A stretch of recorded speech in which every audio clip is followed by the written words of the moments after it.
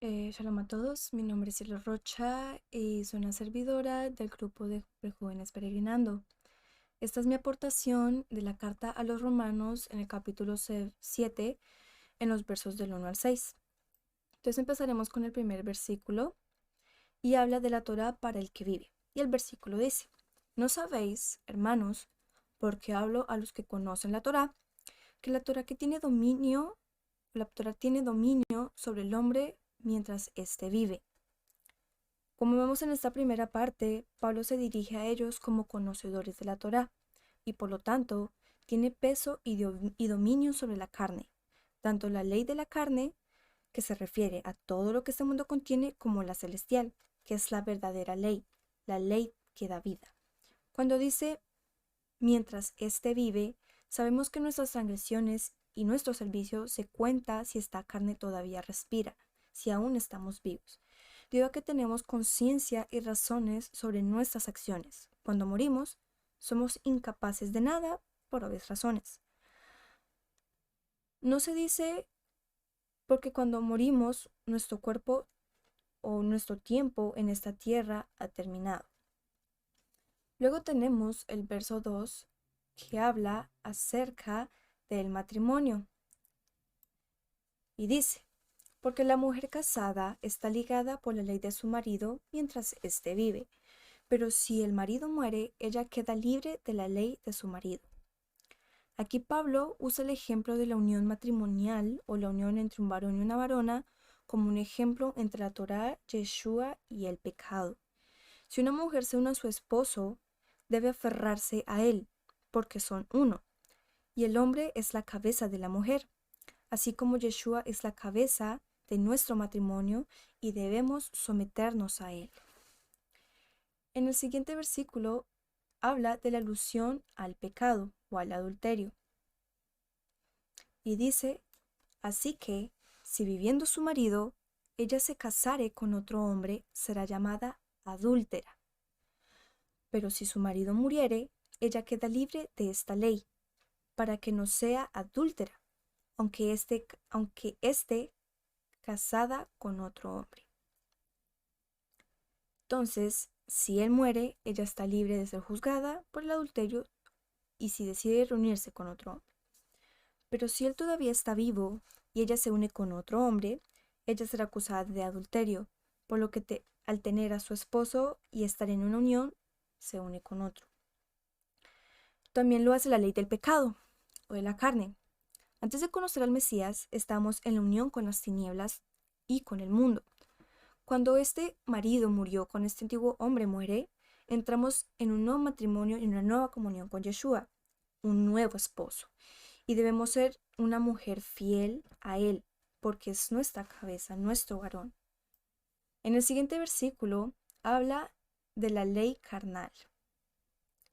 Y dice: así que, hermanos míos, también vosotros habéis muerto a la ley del mundo. Oh, perdón. Así que, hermanos míos, también vosotros habéis muerto a la ley del mundo, sí, por de acuerdo a la ley, al cuerpo del Mesías. Que os caséis con otro, con aquel que ha resucitado de entre los muertos, para que demos fruto a Elohim. Aquí, Shaul de Pablo rectifica que el morir al mundo, al antiguo hombre, entramos en comunión con el Mesías, entramos en un nuevo matrimonio y Yeshua es el esposo. Por lo tanto, debemos respetarlo y someternos a él, porque la esposa se somete a su esposo y él es fiel a él. Si volvemos a la carnalidad, estamos estando en unión en Yeshua, con el Mesías, seremos culpados por la infidelidad y el adulterio con la ley del mundo. Juzgados por la Torá, es el alma que peca morirá. Se refiere a la muerte espiritual, pero por Yeshua tenemos la gracia. En el versículo siguiente se habla de los frutos del pecado. Y dice: porque cuando estábamos en la carne, las mociones de los pecados que estaban con nosotros entraban en nuestros miembros para producir fruto de muerte. Aquí Pablo se refiere a que antes de entrar en comunión con el Mesías, La ley del pecado y la carnalidad causaban en nuestras almas el fruto de la muerte, que por la Torá el pecado es castigado con la muerte. Otra vez nos referimos a la muerte espiritual. También sabemos que estando en el mundo, estando en la carnalidad, no recibimos bendición, no recibimos la luz y el fruto que el Padre quiere para nosotros. Y de esto causamos el fruto de la muerte espiritual, y no llegar a ver la promesa que Él tiene para nosotros. En el siguiente versículo tenemos a Yeshua como una ilusión a la fidelidad conyugal, la fidelidad entre un varón y una varona. Y aquí dice, pero ahora somos liberados de la Torá de nuestro esposo, la carne, estando muertos a los cuales estábamos atados, para que sirvamos en novedad del Ruach y no en vejez de letra. Aquí Pablo continúa rectificando la importancia de tomar la comunión con la Torá y el Mesías de una manera personal y radical, ya que, como sabemos, la tibieza tiene como castigo ser vomitados de la boca de Elohim. Y aquí donde dice, para que podamos servir en novedad de Ruach y no en la vejez de la letra, Pablo se refiere a que nosotros sirviendo como hombres nuevos, para que seamos perdonados y tenemos la oportunidad de comenzar de nuevo si se tomados en cuenta los pecados pasados, no en vejez de letra, juzgados por la Torá. El alma que peca morirá, otra vez se refiere a la muerte espiritual.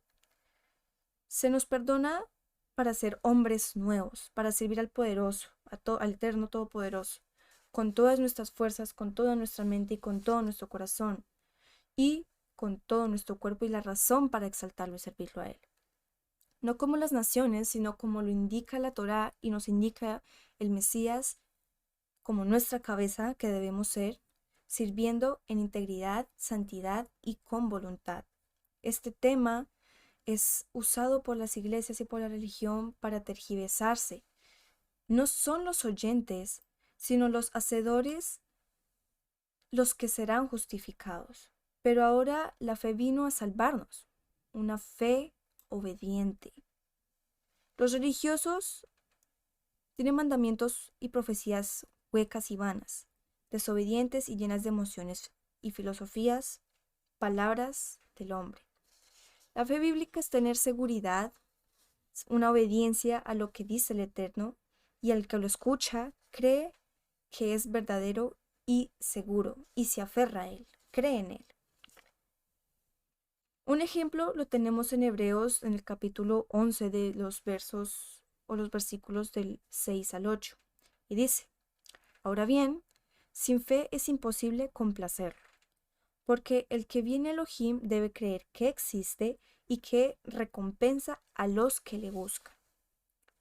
Por la fe, Abraham, siendo llamado por Elohim, obedeció y salió al lugar que iba a recibir como herencia y salió sin saber a dónde iba. La fe bíblica sin certeza y convicción de lo que el Eterno dijo con sus profetas, con su Hijo, y que nos dice incluso hoy, es pecado. Si a través de Yeshua escuchamos la promesa del reino eterno y contradecimos lo que nos dice Yeshua, el testigo perfecto y el corbán perfecto, eso es una fe muerta, no es una fe bíblica. Pero si creemos y estamos seguros de lo que Él dijo y nos prometió, cielos nuevos y tierra nueva, incluso sin tener tangente lo que Él nos dice, creyendo sin ver, agrada al Creador. Y fue lo que hizo Abraham, le creyó totalmente a Él. No tuvo que tener una prueba tangente para creerle a Elohim. Y obedeció y salió al lugar donde iba, porque sabía que el Eterno nunca iba a querer nada malo para él. Y en vez de pensar en lo malo, le creyó al Eterno y salió a donde iba. Salió del lugar que estaba al Eterno que el Padre le tenía. La religión distorsiona las recompensas o las bendiciones que el Eterno nos tiene con cosas materiales, con la carnalidad. La fe del mundo se basa en las emociones y el materialismo, como es evidente. Su perspectiva se basa en la carne, que es temporal. Se jacta de lo que hacen. Su fe se basa en mentiras teológicas y filosóficas. A través del Mesías, a través del cual todos tenemos perdón y la redención de nuestras almas, la fe se muestra por las acciones, Sin ellas es una fe muerta. Ni es por las acciones, sino más es por la convicción y las acciones con y para Elohim. Es un servicio completo a Él. Porque el Eterno llama a las naciones a ser diferentes al resto de los demás, a no asimilarse. Esta es mi contribución y shalom.